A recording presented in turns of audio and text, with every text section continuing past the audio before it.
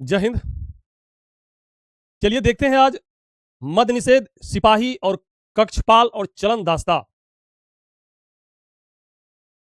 मद निषेध सिपाही का जून में एग्जाम है, इसलिए हम प्रीवियस ईयर क्वेश्चन लाए हैं जो ज्ञान बिंदु जीएस एकेडमी रोशन आनंद सर के द्वारा ये बुक निकाला गया था बिहार पुलिस में। इसी में 2012 से लेकर 2023 तक जितने भी बिहार पुलिस मद निषेध, अग्निशामक सिपाही, इसमें सभी का प्रीवियस ईयर क्वेश्चन है। सबसे पहले हम मद निषेध सिपाही का प्रीवियस ईयर क्वेश्चन आपको करवाएंगे। टोटल 100 क्वेश्चन है, सभी का डिस्कशन अच्छा से करेंगे। चलिए देखते हैं।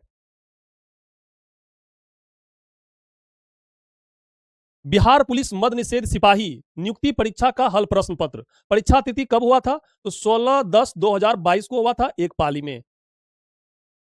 इसी का हम लोग देखना है। पहला क्वेश्चन है, विश्व की सर्वाधिक औसत वर्षा कहां होती है? सर्वाधिक औसत वर्षा कहां पर होती है? चेरापूंजी में, कोलकाता में, मासिन राम मेघालय में या चेन्नई में? तो इसमें आंसर आपका हो जाएगा मासिन राम मेघालय। अगर मासिन राम मेघालय आंसर नहीं रहे ऑप्शन में तो इसका आंसर चेरापूंजी हो जाएगा, क्योंकि चेरापूंजी और मासिन राम ये दोनों स्थान मेघालय में पड़ता है। मासिन राम गारो जयंतिया हिल्स जो होता है, गारो जयंतिया पर्वत, गारो खासी जयंतिया पर्वत, उसी के बीच में ये मासिन राम पड़ता है, इसलिए वहां पे सर्वाधिक वर्षा होता है पूरे भारत में। विश्व की सर्वाधिक औसत वर्षा, पूरे विश्व की सर्वाधिक औसत वर्षा मासिन राम मेघालय में होती है। मासिन राम मेघालय में स्थित एक खासी पहाड़ी, हम अभी बताए थे आपको, गारो खासी जयंतिया, खासी पहाड़ी के दक्षिण में स्थित है। कहां पे?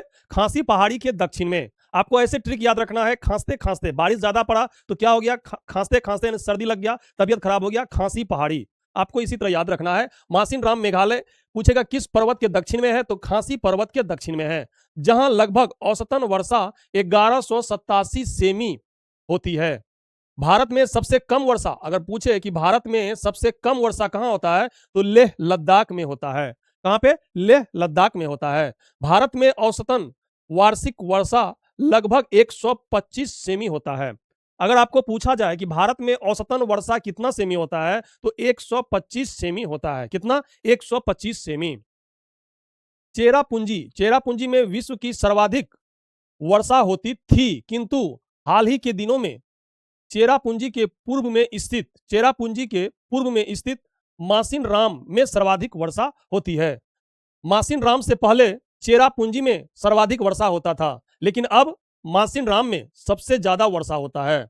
अगर मासिन राम आंसर में नहीं रहे तो आप चेरापूंजी मार सकते हैं आंसर।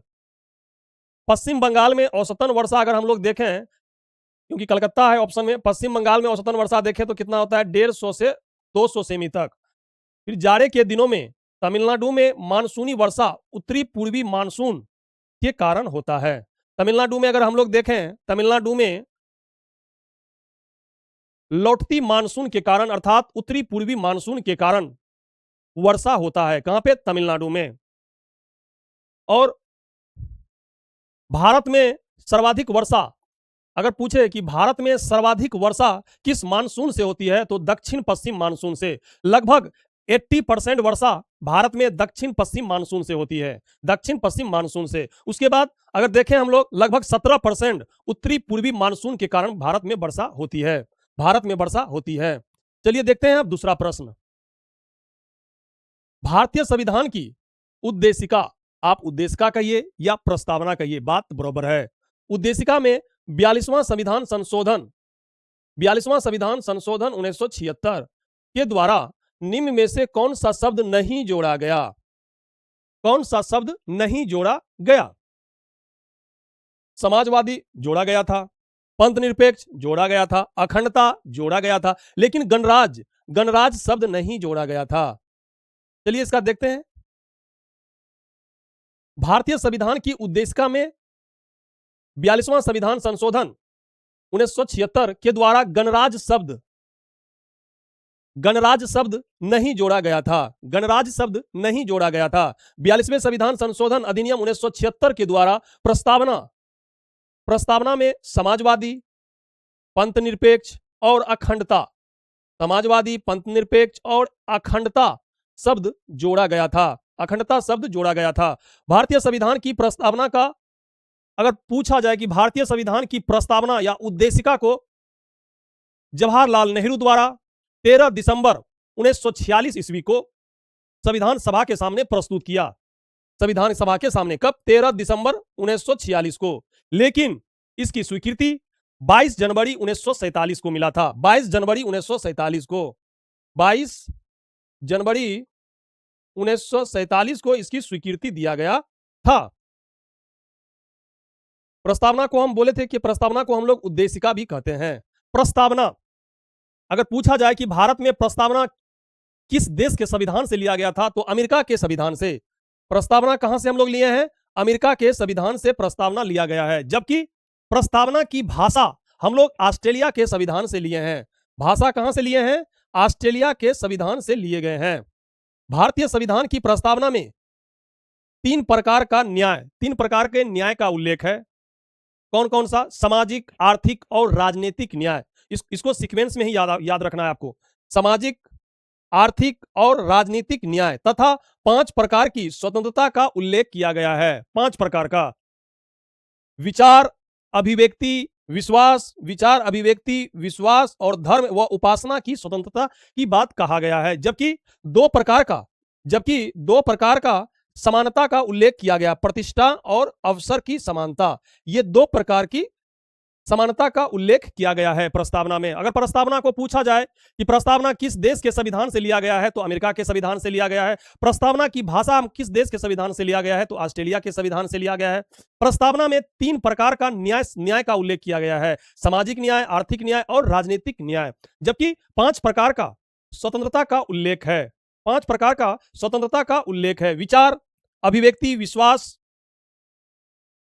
धर्म और उपासना की स्वतंत्रता का उल्लेख किया गया है। जबकि समानता की हम लोग बात करें तो प्रतिष्ठान और अवसर की समानता का उल्लेख किया गया है। हमारी प्रस्तावना में स्वतंत्रता, समानता और बंधुत्व। देखिए, हमारी प्रस्तावना में स्वतंत्रता, समानता और बंधुत्व के आदर्शों को किस देश के संविधान से लिया गया है, तो फ्रांस के संविधान से लिया गया है। कहां से लिया गया है? फ्रांस के संविधान से। जबकि सामाजिक, आर्थिक और राजनीतिक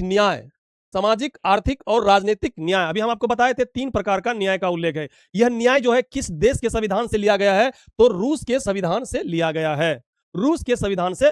है। प्रसिद्ध संविधान विशेषज्ञ, देखिए इसमें है कि एन.के. पालकीवाला ने उद्देशिका या प्रस्तावना को क्या कहा था, यही यहां पे कहा जा रहा है। जैसे एन.ए. पालकीवाला ने प्रस्तावना को परिचय पत्र कहा था। आपसे पूछा जाएगा कि प्रस्तावना को परिचय पत्र किसने कहा था, तो एन.के. पालकीवाला ने क्या कहा था प्रस्तावना को? यह संविधान का परिचय पत्र है। जबकि के.एम. मुंशी ने भारतीय संविधान की प्रस्तावना को क्या कहा था? जन्म कुंडली कहा था।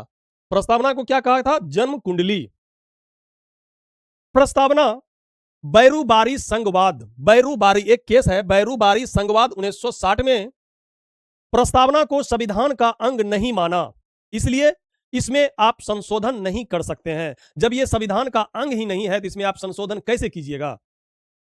यह बैरूबारी संघवाद 1960 ईस्वी में कहा था, केस था बैरूबारीवाद, उसी में यह बात कहा गया था। लेकिन सर्वोच्च न्यायालय सुप्रीम कोर्ट ने बाद में अपने फैसले को पलटा और केशवानंद भारती बनाम केरल राज्य 1973 में कहा गया कि प्रस्तावना संविधान का अंग है, परंतु इसके मूल ढांचे से संबंधित विषयों में नकारात्मक संशोधन संभव नहीं है। कहा गया कि प्रस्तावना संविधान का अंग है, इसमें आप संशोधन कर सकते हैं, लेकिन इसके मूल ढांचे पर किसी भी प्रकार का क्षति ना हो। चलिए देखते हैं आगे।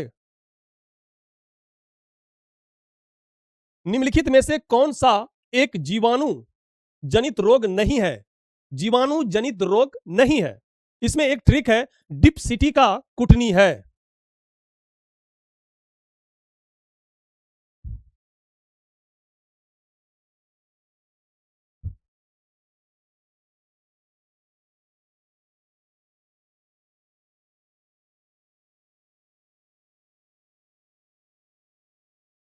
डिप्सिटी का कुटनी है। अब डी से आ जाएगा डिप्थीरिया,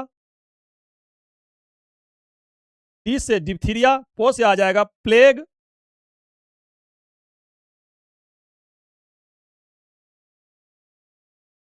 सी से आ जाएगा सिफिलिस, सिफिलिस इसी में आ जाएगा गेनोरिया। सिफिलिस जो होता है ये फीमेल में होता है, ये गेनोरिया जो होता है ये मेल में होता है। टी से हो जाएगा टिटनस, को से हो जाएगा काली खांसी,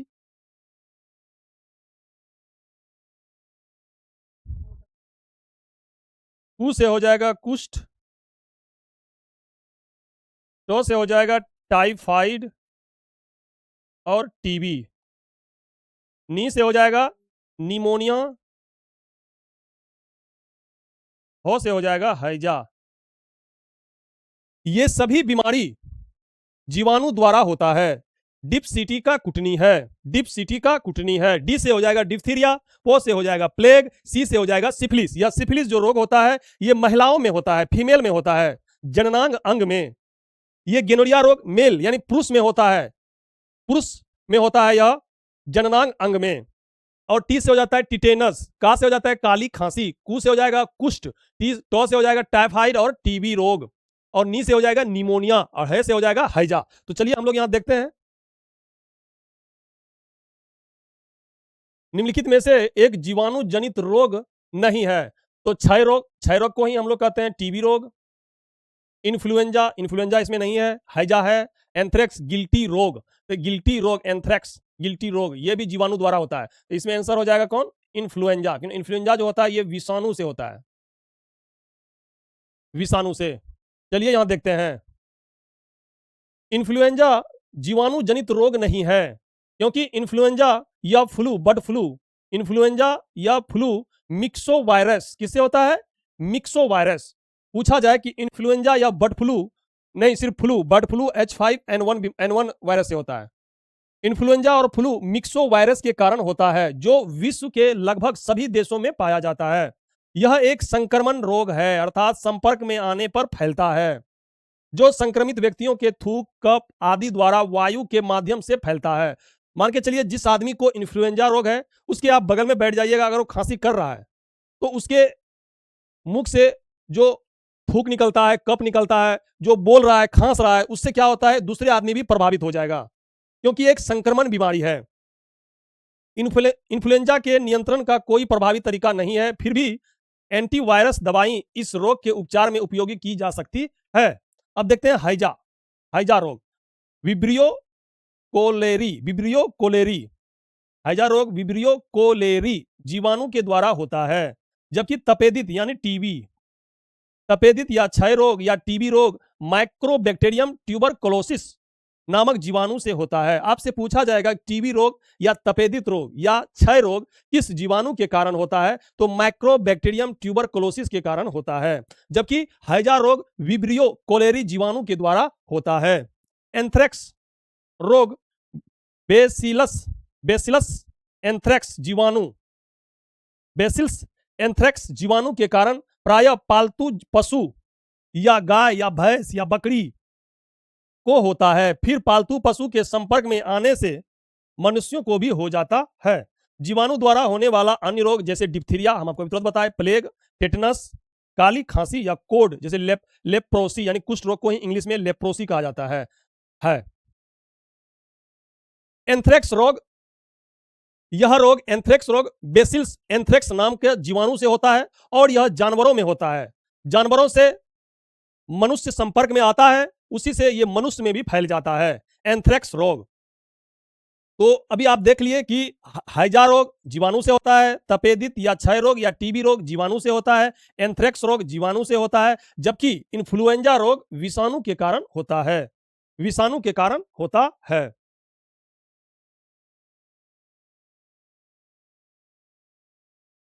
मतदान की आयु 21 वर्ष से घटाकर 18 वर्ष की गई। पूछ रहा है किस संविधान संशोधन के तहत मतदान का आयु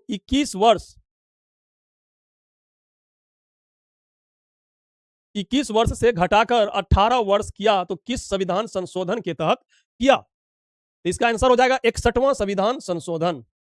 61वां संविधान संशोधन के तहत देखिए यहां पे 61वां संविधान संशोधन 1989, आपको यह याद रखना है। 61वां संविधान संशोधन 1989 के तहत मतदान के लिए निर्धारित न्यूनतम आयु को 21 वर्ष से घटाकर 18 वर्ष कर दिया गया। कितना कर दिया? 18 वर्ष कर दिया गया।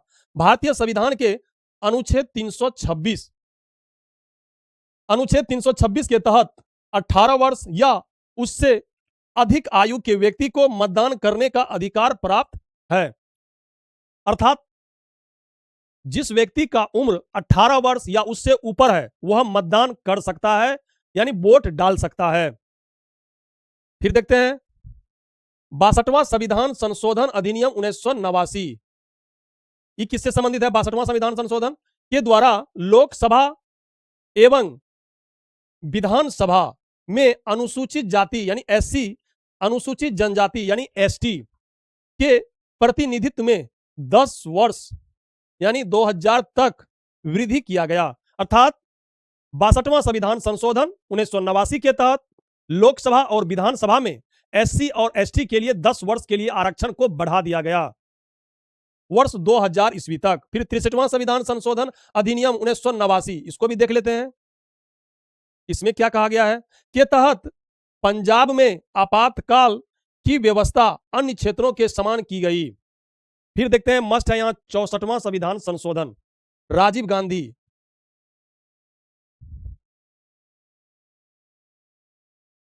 गांधी के कार्यकाल में 1989 में 64वां संविधान संशोधन विधेयक पंचायती राज को संवैधानिक दर्जा देने हेतु लाया गया था, जो राज्यसभा में पारित नहीं हो सका।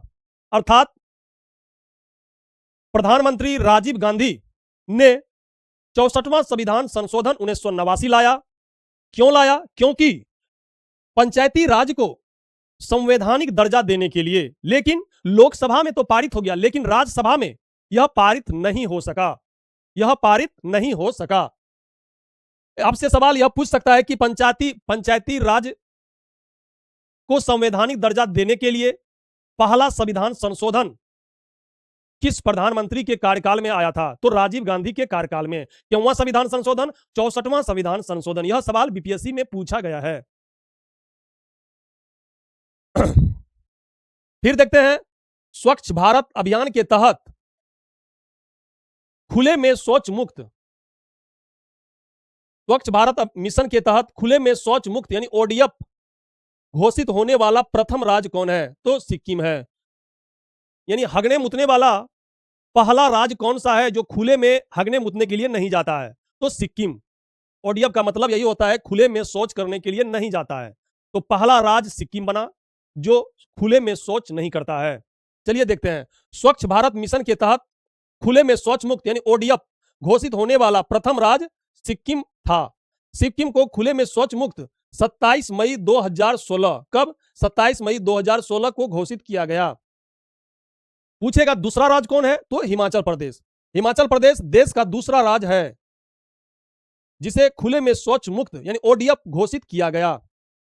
भारत का पहला ओडीएफ प्लस जिला अगर पूछे तो वायनाड है, केरल में पड़ता है वायनाड। यहीं से राहुल गांधी खड़ा होता है लोकसभा में, वायनाड।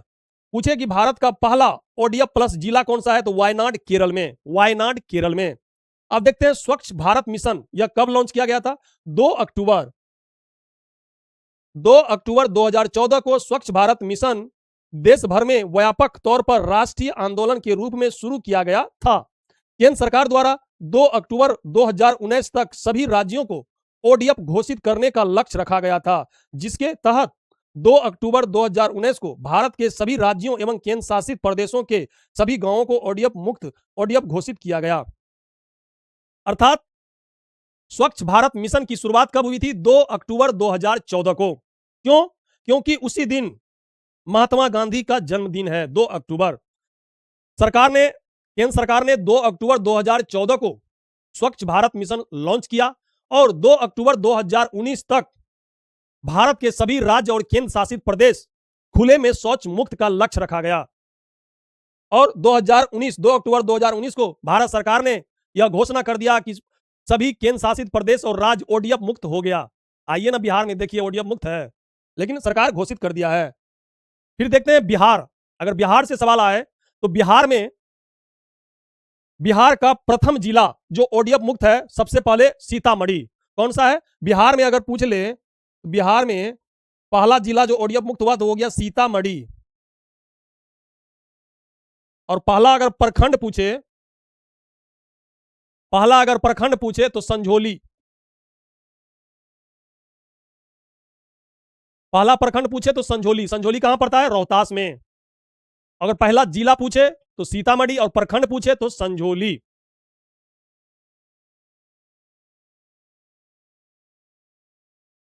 चलिए देखते हैं 6 नंबर क्वेश्चन।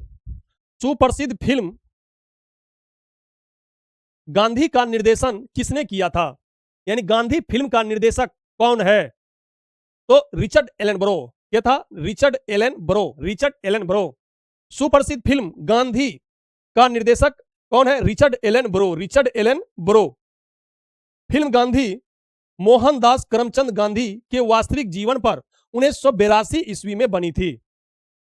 इस फिल्म में गांधी जी की भूमिका वैन किंग्सले द्वारा निभाई गई थी। इस फिल्म में जो ड्रेस जो पहनता है, यानी कि जो कलाकार जो ड्रेस पहन रहा है, उस ड्रेस की डिजाइनिंग हेतु भानु अथैया ने ड्रेस डिजाइनिंग किया था। भानु अथैया को ऑस्कर पुरस्कार मिला। कब मिला? 1983 में। 1982 में फिल्म बना और 1983 में भानु अथैया को ऑस्कर पुरस्कार मिला। भानु अथैया प्रथम भारतीय जो ऑस्कर विजेता थी। अर्थात सुप्रसिद्ध फिल्म गांधी का निर्देशक रिचर्ड एलन बरो था, जबकि गांधी फिल्म में गांधी की भूमिका निभाने वाले व्यक्ति कौन थे? Ben Kingsley. इस फिल्म में ड्रेस डिजाइनिंग का कार्य किसने किया था? भानु अथैया ने। भानु अथैया को इसके लिए वर्ष 1983 में ऑस्कर अवार्ड से सम्मानित किया गया और यह सम्मान पाने वाला भारत की प्रथम महिला ऑस्कर विजेता बनी।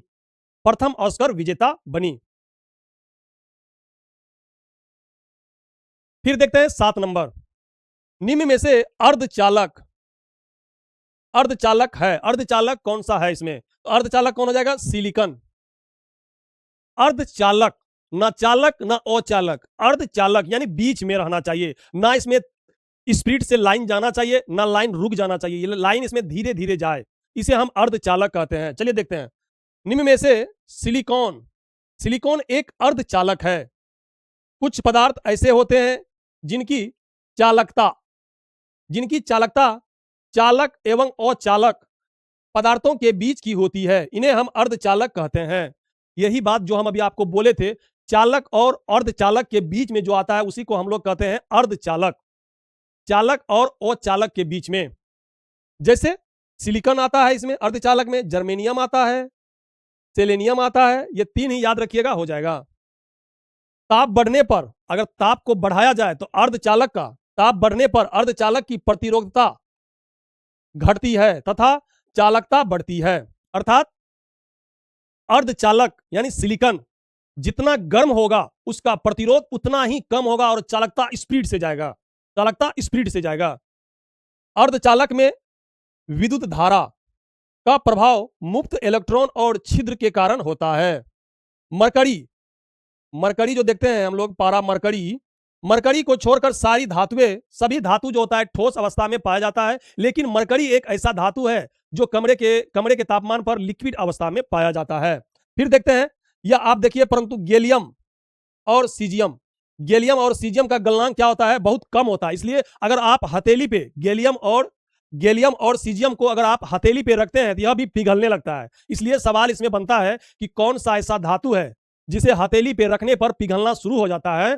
तो गैलियम और सीजियम, और कमरे के तापमान पर लिक्विड अवस्था में पाया जाता है कौन सा धातु है? तो मरकरी। मरकरी। क्लोरीन हल्के पीले रंग की तीखी गंध वाली होती है, यह जल में विलय होता है। इसका उपयोग कपास तथा वस्त्रों की विरंजन में किया जाता है। क्लोरीन जो होता है हल्के पीले रंग का होता है क्लोरीन, और यह जल में विलय होता है। जल में अगर जीवाणु सबको मारने के लिए हम लोग क्लोरीन का ही इस्तेमाल करते हैं। कपास तथा वस्त्रों की विरंजन में भी इसका प्रयोग होता है। अब पूछा जाए सेमीकंडक्टर नीति शुरू करने वाला कौन सा राज्य है? सेमीकंडक्टर तो गुजरात। कौन सा राज्य है? गुजरात। सेमीकंडक्टर नीति शुरू करने वाला भारत का पहला राज्य गुजरात बना। भारत का पहला राज्य गुजरात बना। फिर देखते हैं 8 नंबर क्वेश्चन। इसमें क्या कहा गया है? कौन सा विश्व का सबसे बड़ा मैंग्रोव वन है? मैंग्रोव वन है गोदावरी कृष्णा मैंग्रोव वन, पिचावरम, पिचावरम केरल में पड़ता है, पनामा की खाड़ी, सुंदरवन। तो इसमें आंसर हो जाएगा सुंदरवन। सुंदरवन रिजर्व पश्चिम बंगाल में पड़ता है। कहां पे पड़ता है? पश्चिम बंगाल में। पश्चिम बंगाल में स्थित विश्व का सबसे बड़ा मैंग्रोव वन है। विश्व का सबसे बड़ा मैंग्रोव वन कहां है? तो पश्चिम बंगाल में है। मैंग्रोव वनस्पतियां उष्णकटिबंधीय वनस्पतियां हैं। उष्णकटिबंधीय वनस्पति है। ये मुख्य रूप से उष्णकटिबंधीय ज्वारीय दलदलों, क्रीक, तटीय लैगून तथा पश्य जल झीलों में मिलती है। सुंदरवन डेल्टा में सुंदरी नामक वनस्पति पाई जाती है। सुंदरवन प्रदेश में रॉयल बंगाल टाइगर सबसे प्रसिद्ध जानवर पाया जाता है। विश्व की लगभग 0.15% मैंग्रोव वनस्पति भारत में पाई जाती है। कहां पे? भारत में पाई जाती है। भारत में इसका सर्वाधिक विस्तार गंगा और ब्रह्मपुत्र डेल्टा में पाया जाता है, जिसे प्रायः सुंदरवन डेल्टा के नाम से जाना जाता है, जहां भारत की संपूर्ण मैंग्रोव वनस्पति का लगभग 45% हिस्सा पाया जाता है। अर्थात सुंदरवन रिजर्व जो पश्चिम बंगाल में पड़ता है, विश्व का सबसे बड़ा मैंग्रोव वन है। विश्व का सबसे बड़ा मैंग्रोव वन है सुंदरवन। इसका नाम सुंदरवन क्यों पड़ा? क्योंकि सुंदरी वृक्ष के कारण इसका नाम सुंदरवन पड़ा। यह सुंदरवन डेल्टा में स्थित है, जो गंगा और ब्रह्मपुत्र नदी का डेल्टा सुंदरवन डेल्टा का निर्माण गंगा और ब्रह्मपुत्र नदी के डेल्टा से होता है। और यहां बंगाल टाइगर पाया जाता है। और यह भारत का, अगर भारत में अगर देखें तो कितना परसेंट? लगभग 45% हिस्सा अगर देखें मैंग्रोव वन, तो सुंदरवन में ही पाया जाता है। 45% मैंग्रोव वन कहां पाया जाता है? सुंदरवन मैंग्रोव में पाया जाता है।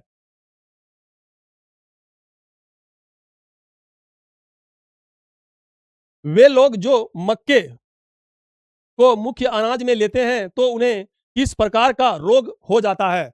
अगर खाने में हम लोग ज्यादातर अगर मक्का का यूज करें, उसे कौन सा रोग हो जाएगा? कौन सा रोग हो जाएगा? तो उसे पेलेग्रा रोग हो जाएगा। चलिए देखते हैं।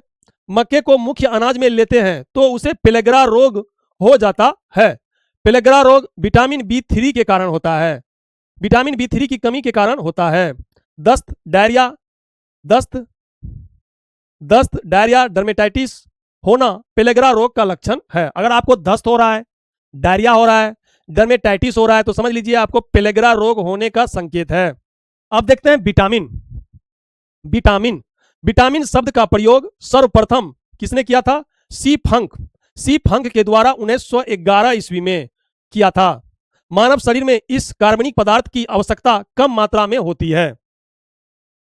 विटामिन का अगर सर्वप्रथम विटामिन शब्द का प्रयोग किसने किया था? तो सी फंक ने किया था। कब? 1911 ईस्वी में।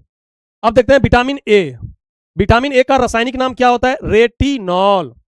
इसकी कमी से होने वाले रोग अगर देखते हैं तो रतौंधी, जीरोफ्लेथमिया, त्वचा की कोशिका में परिवर्तन, वृद्धि रुकना, कुछ याद नहीं रखना है, सिर्फ एक चीज याद यहां रखना है, विटामिन ए। चलिए देखते हैं विटामिन ए।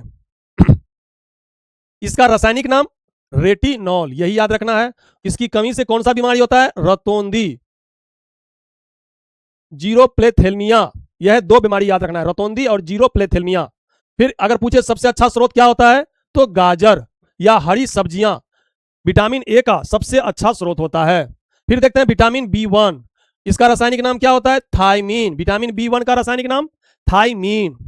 इसकी कमी से होने वाला रोग विटामिन B1 की कमी से बेरी बेरी, यही याद रखिए, बेरी बेरी, बेरी बेरी। और इसका स्रोत क्या है? अनाज और फलिया या सोयाबीन। विटामिन B2 का रासायनिक नाम क्या है? Riboflavin, riboflavin, riboflavin. और इसकी कमी से होने वाला रोग कौन होता है? किलोसिस, त्वचा का फटना, किलोसिस। आंखों का लाल, उसे कुछ नहीं याद रखना है, सिर्फ रखना है किलोसिस।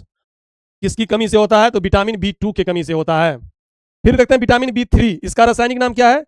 निकोटिनेमाइड, निकोटिनेमाइड या नियासिन।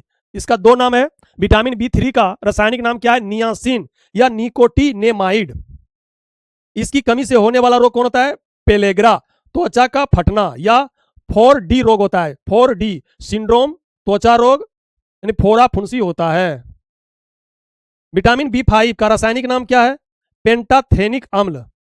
विटामिन B5 5 से पेंटाथेनिक, 5 से पेंटाथेनिक अम्ल। इसके कमी से कौन सा रोग होता है? चर्म रोग, सफेद बाल। बाल अगर सफेद हो गया तो विटामिन B5 की कमी के कारण होता है। बाल सफेद होना विटामिन B5 की कमी से, पेंटाथेनिक अम्ल की कमी से। अब देखते हैं विटामिन B6, इसका रासायनिक नाम क्या होता है? पायरिडॉक्सिन। क्या होता है? पायरिडॉक्सिन। इसकी कमी से होने वाला रोग कौन होता है? Anaemia, anaemia, anaemia, anaemia. फिर देखते हैं विटामिन B7, इसका रासायनिक नाम होता है बायोटीन। क्या होता है? बायोटीन। इसकी कमी से होने वाला रोग बालों का झरना। अगर आपको पूछे कि बाल सफेद होना तो विटामिन B5 की कमी से, अगर बालों का झरना पूछे तो विटामिन B7 की कमी से यानी बायोटीन की कमी से। फिर देखते हैं विटामिन B11 यानी विटामिन B11, इसका रासायनिक नाम क्या है? फॉलिक अम्ल, फॉलिक अम्ल। इसकी कमी से कौन सा रोग होता है? रक्तहीनता यानी वही एनीमिया रोग होता है। फिर देखते हैं विटामिन B12, इसका रासायनिक नाम क्या है? साइनोकोबलामाइन, साइनोकोबलामाइन, साइनोकोबलामाइन, साइनोकोबलामिन, साइनोकोबलामाइन ही बोलिए। इसकी कमी से होने वाला रोग क्या है? घातक रक्त, वही एनीमिया ही होता है, anaemia. Vitamin B6, vitamin B11, vitamin B12, ये तीनों की कमी से एनीमिया रोग होता है। फिर देखते हैं विटामिन C, विटामिन सी का रासायनिक नाम क्या है? एस्कॉर्बिक अम्ल।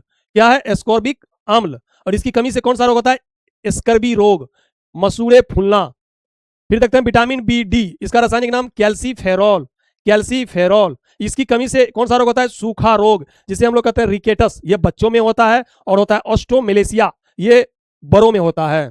ये दोनों आपको याद रखना है। विटामिन D का रासायनिक नाम क्या होता है? कैल्सीफेरॉल। और इसकी कमी से बच्चों में रिकेटस नाम होता है। और जो जवान है, जो वयस्क है, उसमें ऑस्टोमेलेसिया नाम करके रोग होता है, जिससे हड्डी क्या हो जाता है? कमजोर हो जाता है। फिर देखते हैं विटामिन E, इस विटामिन E का रासायनिक नाम क्या होता है? टोकोफेरोल, टेकोफेरोल, टेकअप करना है, टेकोफेरोल। इसकी कमी से जनन क्षमता में कमी हो जाता है, जननांग तथा पेशियों कमजोर हो जाता है। अगर पूछ लिया जाए कि सेक्स समस्या किस विटामिन के कमी के कारण होता है, तो विटामिन E के कमी के कारण होता है, इसलिए इसका नाम रखा है टेकोफेरोल, टेकोफेरोल। फिर देखते हैं विटामिन के, विटामिन के का रासायनिक नाम क्या है? Phylloquinone, phylloquinone, phylloquinone. मानव शरीर में इस विटामिन की कमी से हीमोफीलिया, हीमोफीलिया या रक्त का थक्का यानी ब्लड क्लोटिंग नहीं बनता है और कटे स्थान से रक्त का स्राव बहुत अधिक होता है। अर्थात अगर जिसके शरीर में विटामिन ए का कमी हो गया है, अगर उसके शरीर से ब्लड निकल रहा है तो ब्लड का थक्का जल्दी नहीं जमेगा, ब्लड क्लोटिंग नहीं होगा।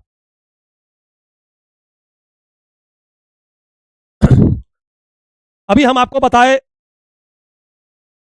कि मक्के का अनाज ज्यादा सेवन करने से कौन सा बीमारी होता है। अगर आप ज्यादा दिन तक लगातार सिर्फ मक्के के अनाज पे ही जीवन यापन कर रहे हैं तो आपको पेलेग्रा नाम करके बीमारी हो जाएगा। पेलेग्रा रोग विटामिन B3 की कमी के कारण होता है। विटामिन ए का रासायनिक नाम अभी हम आपको क्या बताएं? रेटिनॉल। क्या होता है? रेटिनॉल। और उसके कमी के कारण आपको रतौंदी नामक बीमारी होता है या जीरोफ्लेथेलमिया नाम करके बीमारी होता है। फिर विटामिन B1 का रासायनिक नाम क्या होता है? थाइमीन। क्या होता है? Thiamine.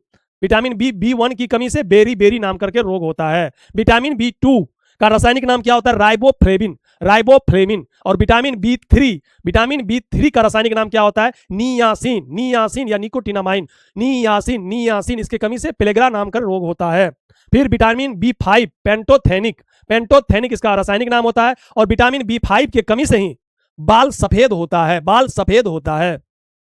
Vitamin B6 vitamin B 6 का रासायनिक नाम पायरिडॉक्सिन होता है। क्या होता है? पायरिडॉक्सिन। और विटामिन बी 6 के कमी के कारण क्या होता है? एनीमिया नाम करके रोग होता है। फिर विटामिन बी 7 का रासायनिक नाम हम आपको क्या बताए? तो निकोट बायोटीन। क्या बताए? बायोटीन। विटामिन बी 7 का रासायनिक नाम क्या बताए? Biotin, biotin, biotin.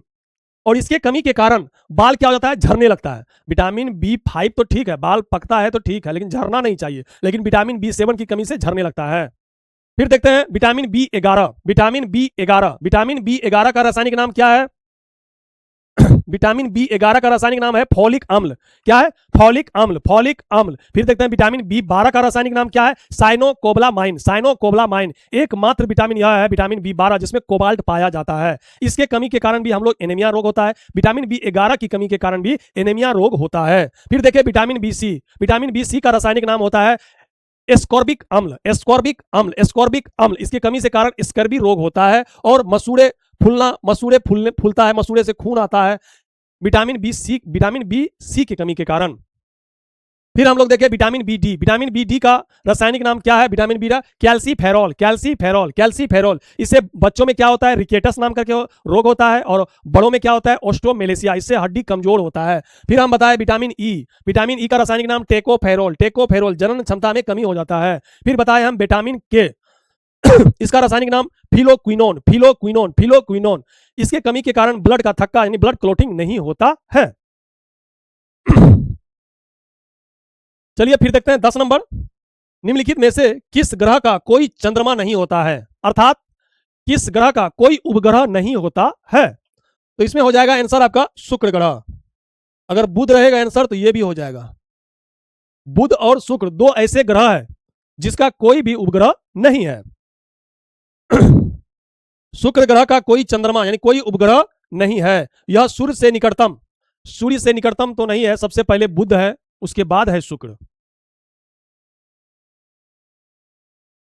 सबसे सूर्य से सबसे नजदीक का ग्रह कौन सा है? बुध, उसके बाद शुक्र, उसके बाद पृथ्वी, उसके बाद मंगल, उसके बाद बृहस्पति, उसके बाद शनि, फिर उसके बाद अरुण, फिर वरुण। इसी तरह होता है।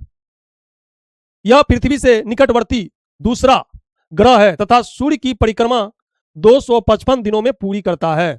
यह ग्रहों की सामान्य दिशा के विपरीत, हाँ एक बात और है कि शुक्र ग्रह सभी ग्रहों की अपेक्षा यह विपरीत दिशा में भ्रमण करता है। यह दक्षिणावर्त सूर्य की पूर्व से पश्चिम दिशा में परिभ्रमण करता है। यह उल्टा यानी उल्टा परिभ्रमण करता है। यह पृथ्वी के सर्वाधिक निकट है जो सूर्य व चंद्रमा के बाद सबसे चमकीला दिखाई देता है। इसलिए इसे हम लोग क्या कहते हैं? सांझ का तारा, इवनिंग स्टार तथा भोर का तारा, मॉर्निंग स्टार भी इसे कहते हैं, क्योंकि यह शाम को पश्चिम दिशा में तथा सुबह को पूर्व दिशा में दिखाई देता है। इसे पृथ्वी की बहन भी कहा जाता है। पृथ्वी की बहन कहिए या पृथ्वी की भगनी कहिए या पृथ्वी का जुड़वा ग्रह कहिए, सब इसी को कहा जाता है, शुक्र को ही कहा जाता है, क्योंकि यह आकार, घनत्व एवं व्यास में लगभग पृथ्वी के बराबर है। बुध के समान इसका कोई उपग्रह नहीं है। बुध के समान अर्थात बुध का भी कोई उपग्रह नहीं है। इसका घूर्णन काल 243 दिन, यह अपने अक्ष पर 243 दिन में घूमता है, अर्थात हमारे सौरमंडल के अन्य ग्रहों की अपेक्षा सर्वाधिक लंबे दिन और रात यहीं पर होता है। अगर पूछ लिया जाए कि सर्वाधिक लंबा दिन और सर्वाधिक लंबी रात कहां पे होता है, तो शुक्र ग्रह पे होता है, 243 दिन का। अगर शनि ग्रह के बारे में हम लोग देखें, यह आकार में दूसरा सबसे बड़ा ग्रह है। सबसे बड़ा ग्रह कौन सा है? बृहस्पति, उसके बाद शनि। सूर्य की दूरी के क्रम में यह 6वें स्थान पर है, यह 6वें स्थान पे है। अब मान के चलिए यहां सन, यहां हो गया आपका बुध, ये हो गया शुक्र, ये हो गया आपका पृथ्वी, ये हो गया आपका मंगल, ये हो गया आपका बृहस्पति, ये हो गया शनि, ये हो गया आपका अरुण, ये हो गया वरुण। यही 8 ग्रह है। और इसी तरह सूर्य से सबसे नजदीक पूछे तो बुध, उसके बाद शुक्र, उसके बाद पृथ्वी, उसके बाद मंगल, फिर बृहस्पति, शनि, अरुण, वरुण, इसी तरह होता है। यहां देखिए क्या लिखा है, यह आकार में दूसरा, अर्थात देखिए सबसे बड़ा ग्रह पूछे तो बृहस्पति, उसके बाद शनि, उसके बाद अरुण, फिर उसके बाद वरुण। यह आकार में दूसरा सबसे बड़ा ग्रह है। सूर्य से दूरी के क्रम में यह 6वें स्थान पे है। देखिए 1 2 3 4 5 6 आ गया ना, 6वें स्थान पे है, 6वें स्थान पे है। शनि का ऊपरी वायुमंडल पीली अमोनिया कणों की परत से घिरा हुआ है। अगर पूछा जाए कि शनि का वायुमंडल में कौन सा गैस है, तो अमोनिया गैस ज्यादा है, जिससे यह पीले रंग का दिखता है। शनि ग्रह पीले रंग का दिखता है, क्यों? तो अमोनिया के कारण। शनि का घूर्णन काल 10 घंटा 40 मिनट तथा परिभ्रमण काल 29 वर्ष और 5 महीना का होता है। शनि ग्रह का सबसे पहला खोजा गया उपग्रह टाइटन है। वर्तमान में इसके कुल 145 उपग्रह है, जिससे नामक इस सब ऐसे कुछ नहीं है। फोबो नामक शनि का उपग्रह इसकी कक्षा में घूमने की विपरीत दिशा में परिभ्रमण। हाँ, देखिए यहाँ पे एक बहुत अच्छा सवाल है। फोबो नाम करके एक उपग्रह है, नामक उपग्रह शनि का उपग्रह इसकी कक्षा में घूमने की विपरीत दिशा में परिक्रमण करता है। यह अंतिम ग्रह है जिसे आंखों से देखा जा सकता है। अर्थात बृहस्पति ग्रह आकार के अनुसार से देखे तो दूसरा ग्रह है, जबकि सूर्य से अगर देखे दूरी के अनुसार तो यह 6ठा ग्रह है। और शनि ग्रह का कलर हम लोग देखते हैं तो यह पीले कलर का होता है। क्यों होता है? क्योंकि अमोनिया के कारण होता है। और शनि ग्रह का घूर्णन काल 10 घंटा 40 मिनट है। अर्थात अपने अक्ष पर अगर यह घूर्णन करेगा तो 10 घंटा 40 मिनट में कर लेगा, जबकि इसका परिभ्रमण काल 29 वर्ष 5 महीना का होता है। अगर यह सूर्य का चक्कर लगाए तो 29 वर्ष 5 महीना में चक्कर लगाता है। और इसका पहला खोजा गया उपग्रह टाइटन है। कौन सा है? टाइटन है। जबकि फोबो नाम करके जो उपग्रह है वो इसके विपरीत दिशा में चक्कर लगाता है, विपरीत दिशा में। और यह अंतिम ग्रह है जिसको हम लोग आंखों से देख सकते हैं। उसके बाद जो अरुण और वरुण है उसे हम अपने आंखों से, नंगी आंखों से नहीं देख सकते हैं। उसको देखने के लिए दूरबीन की आवश्यकता होगी। फिर देखें बृहस्पति ग्रह के बारे में क्या दिया है। यह सौरमंडल का सबसे बड़ा और सबसे भारी ग्रह है। सही बात है, यह सबसे बड़ा और सबसे भारी ग्रह है। गैनीमेड, कैलिस्ट्रो तथा यूरोपा इसके सबसे बड़ा उपग्रह है। अगर सभी ग्रहों में सबसे बड़ा उपग्रह पूछे तो गैनीमेड है। किसका है? बृहस्पति ग्रह का। गैनीमेड, कैलिस्ट्रो और यूरोपा ये सबसे बड़ा उपग्रह है, तथा गैनीमेड इस सौरमंडल का भी सबसे बड़ा उपग्रह है। गैनीमेड नहीं याद रहता है, गनी भाई याद रखना है, गनी भाई। बृहस्पति ग्रह की खोज किसने किया था? गैलीलियो ने किया था। बृहस्पति ग्रह का खोज किसने किया था? तो गैलीलियो ने किया था। फिर देखते हैं वरुण ग्रह, जिसे हम लोग नेपच्यून भी कहते हैं। यह ग्रह आकार में चौथा तथा सूर्य की दूरी के क्रम में यह 8वें स्थान पे है। वरुण यह हरे नीले रंग का प्रतीक होता है तथा सर्वाधिक ठंडा ग्रह है। इसके 14 ज्ञात उपग्रह है। ट्राइटन इसका प्रमुख उपग्रह है। अर्थात वरुण ग्रह यानी नेपच्यून, वरुण ग्रह का अगर हम लोग यह ग्रह आकार में देखें तो यह चौथा ग्रह है। जैसे मान के चलिए सबसे बड़ा ग्रह कौन सा है? बृहस्पति, उसके बाद शनि, उसके बाद अरुण, फिर वरुण। यह चौथा सबसे बड़ा और सूर्य से दूरी के अनुसार देखे तो यह 8वां ग्रह है। यह सबसे ठंडा ग्रह है, क्योंकि यह सूर्य से सबसे दूर में रहता है, इसलिए यह ठंडा ग्रह है। यह हरे नीले रंग का प्रतीत होता है। यह हरे और नीले रंग का दिखता है या प्रतीक होता है। इसके 14 उपग्रह है। और ट्राइटन इसका प्रमुख उपग्रह है। तो ट्राइटन प्रमुख उपग्रह कौन सा है? ट्राइटन। चलिए, आपको यह क्लास कैसा लगा? जो बचा फिर हम कल सवेरे करवा देंगे। आपको यह क्लास कैसा लगा आप कमेंट में जरूर बताइएगा। जय हिंद।